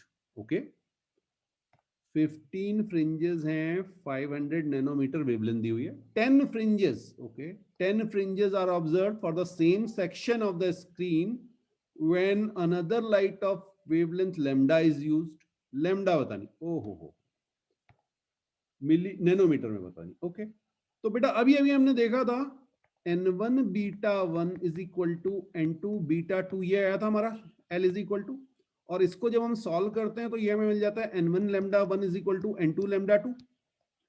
बस ये वैल्यू डालनी है आपको। यहाँ पे 15 फ्रिंजेस हैं 500 नैनोमीटर की, और यहाँ पर आपके पास 10 फ्रिंजेस हैं लैम्डा 2 की। सॉल्व करिए, लेमडा 2 आपका आ गया, ये जीरो कैंसिल हो गया, 750 नैनोमीटर। बिल्कुल सही बात, 4 लोगों के आंसर आ चुके हैं, 5 6, वेरी गुड। ठीक है, जल्दीबाजी मत करना, नहीं तो उल्टा हो जाएगा। हाँ, नहीं तो वो 500/15 हो जाता है। ठीक है, very good, very good.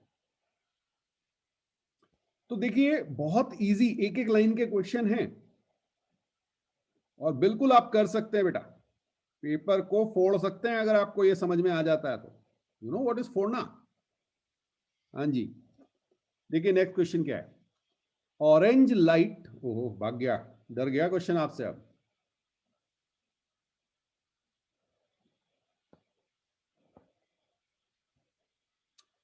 Orange light of wavelength 600 into 10 to the power minus 10 meter illuminates a single slit of width 0.6 into 10 to the power minus 4 meter. The maximum possible number of diffraction minima produced on both sides of central maxima is. Okay, बस यहां ध्यान क्या देना है बेटा कि भाई ये सिंगल स्लिट है या डबल स्लिट, तो भाई ये डिफ्रैक्शन लिखा हुआ है इसमें, ठीक है, सिंगल स्लिट भी लिखा हुआ है। तो यहां पर, और पूछा क्या है, मैक्सिमा पूछा ना, नहीं मिनिमा पूछा, मिनिमा पूछा, तो मिनिमा की कंडीशन डाल देते हैं। ए साइन थीटा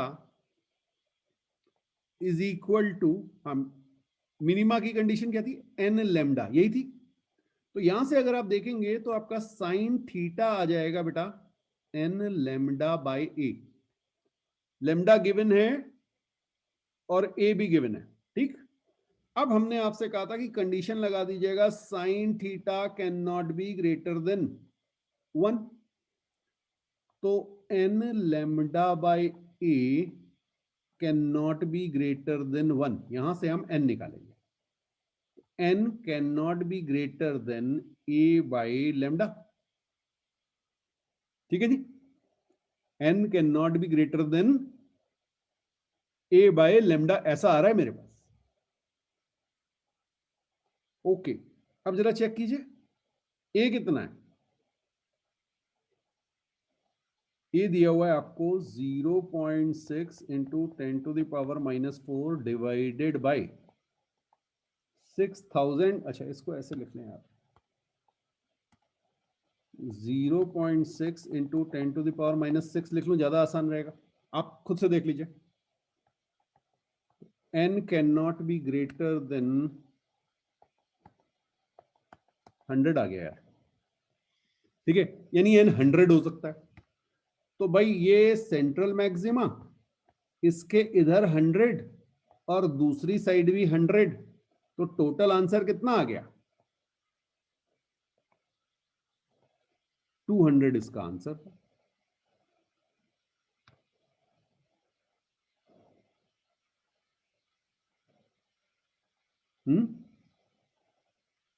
नहीं बेटा,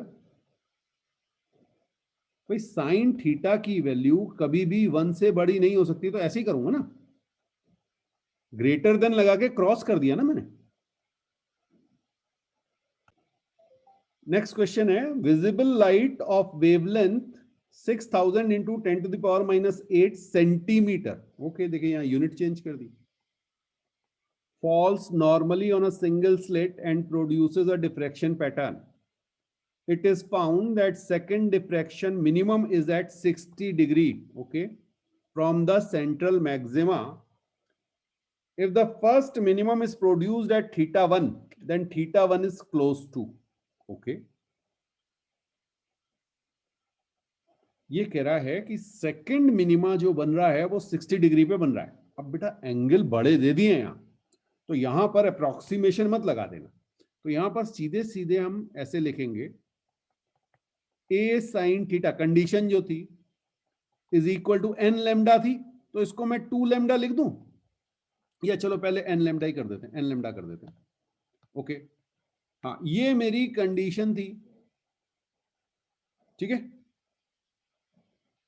मिनिमा की कंडीशन थी। अब देखिए यहां पे इन्होंने एक केस दिया हुआ है, केस 1, 60 डिग्री पे n इज इक्वल टू 2, तो भैया वैल्यू रख दो, a sine 60 is equal to 2 into lambda, तो यहां पे मेरा आ गया √3/2, okay, is equal to 2 lambda by a. ये यहां से मैं क्या लिख सकता हूं, lambda by a is equal to √3/4। हाँ, बाद में वैल्यू अगर डालनी होगी तो बाद में डाल लेंगे, चिंता मत कीजिए, अभी तो ये लिख लिया हमने, ठीक है। अब वो कहता है कि भाई फर्स्ट मिनिमा कहां पर प्रोड्यूस होगा, θ1 पे, θ1 की वैल्यू बतानी। फर्स्ट मिनिमा के लिए क्या आ गया, a sine theta is equal to lambda, तो साइन थीटा की वैल्यू क्या आ गई, लेमडा बाय ए, और लेमडा की वैल्यू हमें डालने की जरूरत ही नहीं पड़ी, यहीं से हमने लिख दिया सीधे सीधे √3/4। अब ये तो जानी पहचानी वैल्यू नहीं है भाई, ये कितना है 1.73 डिवाइडेड बाय 4, तो इसके हिसाब से अगर हम देखें डिवाइड करके तो 0.43 कुछ आ रहा है, ठीक है। अब बेटा हमें पता है कि ये एंगल कैसे निकलेगा, ओके, जरा ऑप्शन देखें, 20 डिग्री, 30 डिग्री, 20, हा, ये देखिए भाई 45 तो हो ही नहीं सकता, 30 डिग्री भी नहीं हो सकता, 0.5 है, ये दोनों वैल्यू तो हो नहीं सकती। अब बची ये दो, क्लियर, बिल्कुल सही बात, 0.43, 25, ये 0.5 से थोड़ा कम है, तो ये 25 डिग्री की यहां पे अप्रोक्सीमेशन लगाना पड़ेगा। ये अगर आपको समझ में आता है तो 25 डिग्री आपका आंसर आ गया, ये 25 डिग्री आपका आंसर होना चाहिए। ये अप्रोक्सीमेशन लगाना पड़ेगा बेटा, क्योंकि वैल्यूज नहीं दी हुई है वहां, मुझे नहीं पता, क्योंकि ये जो क्वेश्चंस हैं ये बच्चों से पूछ के लिखे गए थे, है ना, तो वहां पे वैल्यू दी थी नहीं दी थी कहीं मुझे नहीं पता, क्योंकि उन्होंने कहा कि सर नहीं दी हुई थी, ठीक है।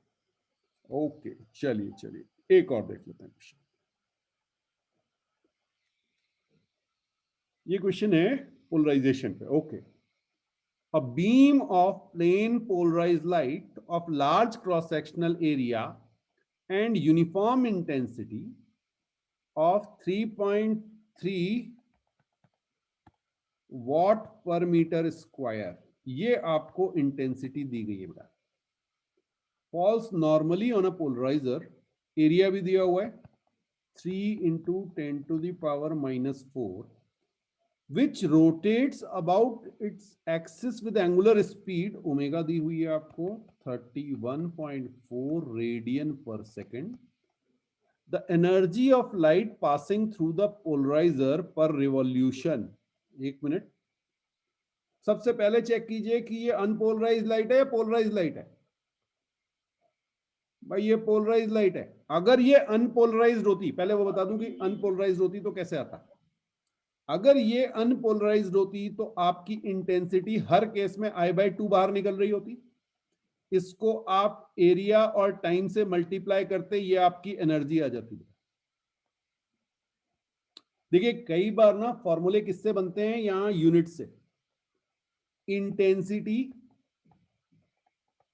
इंटू एरिया, ये पावर होता है, इंटू टाइम, ये आपको एक्चुअल में देखना है, ठीक। बट अब प्रॉब्लम ये है कि आपकी लाइट आपको क्या दी हुई है, पोलराइज दी हुई है। इसका मतलब आपकी इंटेंसिटी वेरी कर रही होगी, ठीक। तो आपकी इंटेंसिटी जो है वो आपकी हो गई होगी आई नॉट कॉस स्क्वायर थीटा। अब बहुत ध्यान से समझना, वैसे तो अगर आप इसको अप्रोक्सीमेशन से करते तो ज्यादा अच्छा आंसर आ जाता बिना कुछ कैलकुलेशन के, लेकिन मैं आपको प्रॉपर मेथड इसका बता रहा हूं। मान लीजिए किसी समय आपका एंगल ये थीटा बन रहा है, ठीक है, और यहां पर लेट्स से ये छोटा सा एंगल है आपके पास डी थीटा, यहां से आपकी लाइट क्रॉस कर रही है, ठीक है। तो इस समय आपकी ये जो लाइट है ये आई नॉट कॉस स्क्वायर थीटा, ये आपकी इंटेंसिटी होगी।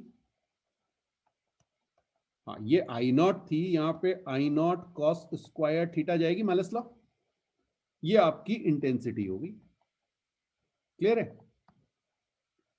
यहां से जो लाइट बाहर निकलेगी ये आई नॉट कॉस स्क्वायर थीटा होगी। एक तो ये चीज आ गई। अब अगर आप देखें तो आपका जो ये छोटा सा एरिया आएगा ना, हाँ ये आपका आ जाएगा area bye 2 pi into D theta. कुछ समझ आ रहा है। ये आपका डी ए आ गया। तो आपकी जो पावर है वो कितनी आ गई,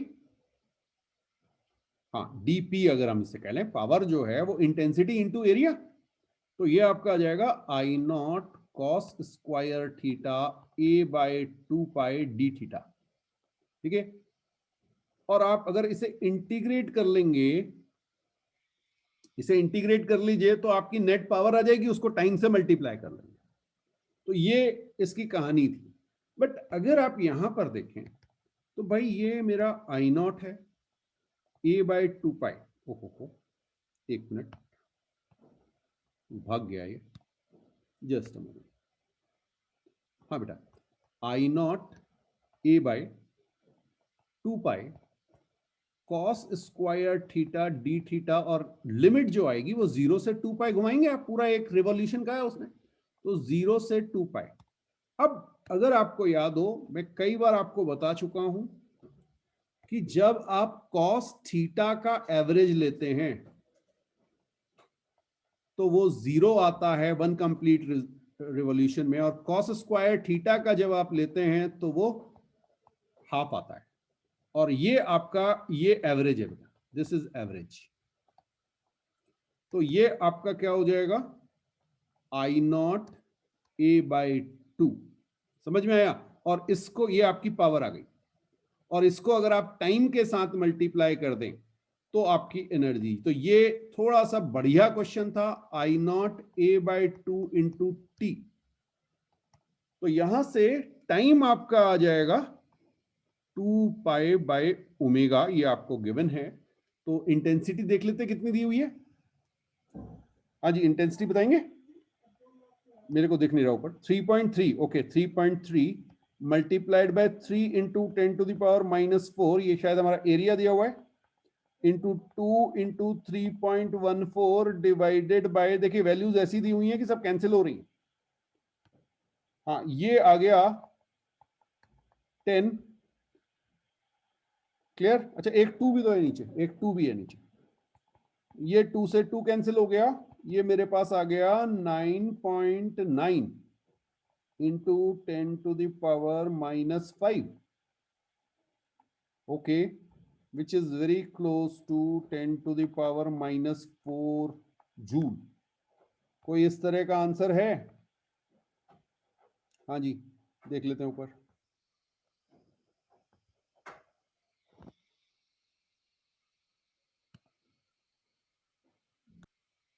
और ये अगर आप देखेंगे तो बेटा डी ऑप्शन शायद मिल रहा है, देखिए डी ऑप्शन। तो ये पहला क्वेश्चन आया है जिसमें थोड़ा सा फॉर्मूले से हट के बात करनी थी।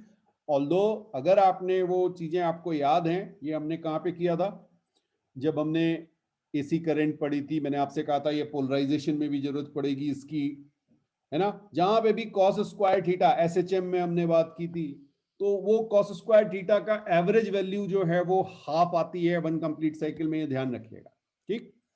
और ये एक और क्वेश्चन है, a polarizer analyzer set is adjusted such that the intensity of light coming out of the analyzer is just 10% of the original intensity. Okay, इसका मतलब आपके पास कोई एनालाइजर है, यहां पर आपकी जो लाइट है वो पोलराइज्ड लाइट है, तभी तो इंटेंसिटी कम हो रही है। यहां पे आपको मिल रही है I0/10, ठीक है, 10% ऑफ ओरिजिनल इंटेंसिटी। हाँ, रिड्यूस नहीं का, नहीं तो 9/10 हो जाता। ओके, तो ये आपको यहां से बाहर जाने पे मिल रही है। अब आप सिंपली रख सकते हैं, एक इक्वेशन आपके पास आ गई, I0 cos² is equal to I0/10। Fine, okay, ये तो मजेदार हो गया। cos² is equal to 1/10, standard तो आया नहीं। तो यहां पे cos थीटा की वैल्यू अगर आप देखें तो कितनी आ गई, 1/√10। √10 इज समवेयर अराउंड 3.1।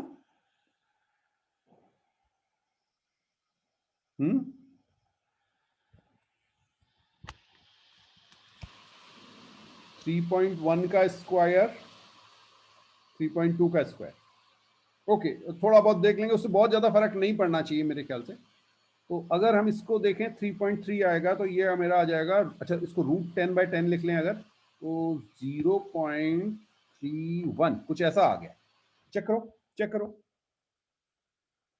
√10/10 लिख लो ना उसको, √10 की वैल्यू निकाल लेंगे। Okay okay, very good very good. तो cos थीटा की वैल्यू अगर 0.31 आई, इसका मतलब मेरा थीटा 60 डिग्री से भी बड़ा है ना। ये तो कह सकता हूं ना भाई, एग्जैक्ट एंगल नहीं मिल रहा, बिल्कुल सही बात है, एग्जैक्ट नहीं मिल रहा, बट ये तो समझ में आ रहा है कि 60 डिग्री से बड़ा है। ओके, अब अगर 60 डिग्री से बड़ा, अभी देखना क्वेश्चन क्या है, जल्दीबाजी मत करना। क्वेश्चन में उसने कहा कि भाई कितना और घुमाएं, तो भाई और घुमाने के लिए आपको 90 डिग्री का एंगल चाहिए। भाई यहां पे आप थे, ये जो एंगल है थीटा, ये आपका ग्रेटर देन 60 डिग्री आ चुका है। आपको कितना एंगल घुमाना है, यानी आपका जो एंगल है that should be less than 30 degree होना चाहिए, द एंगल यू रोटेट। हाँ, और ऐसा एंगल केवल एक मिल रहा है आपको, दैट इज 18.4।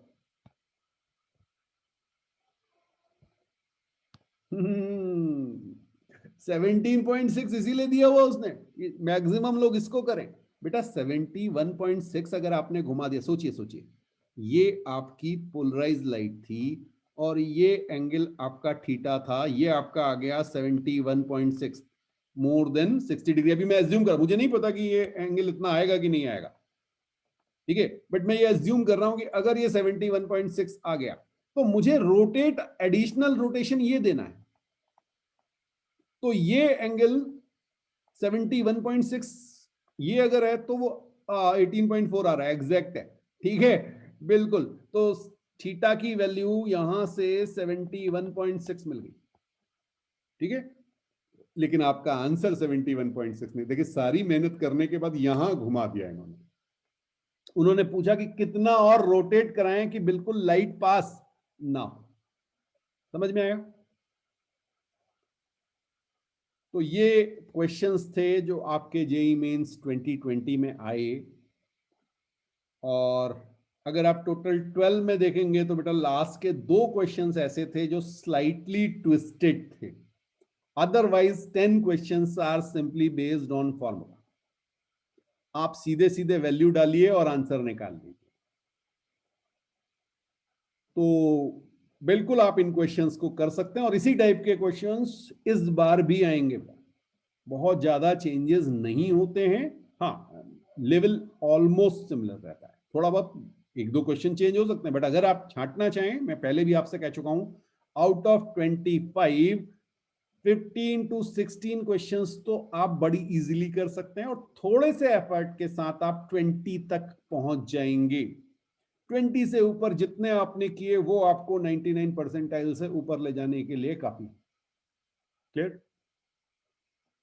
चलिए आज के लिए काफी है, नेक्स्ट क्लास में मिलेंगे नए टॉपिक के साथ।